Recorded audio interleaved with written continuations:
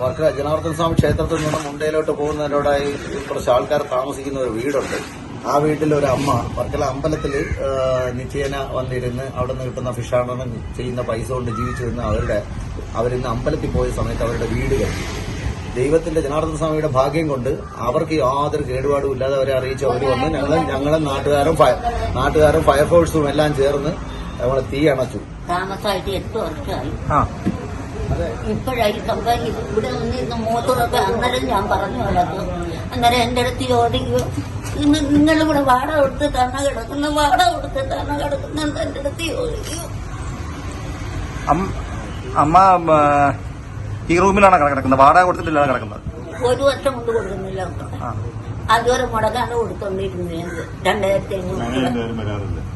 അമ്മ എവിടെ കിടക്കുന്നത്? മറ്റേ ജോലി എവിടെ അമ്മയ്ക്ക്? ഞാൻ അമ്പലത്തിൽ പിടിക്കണം.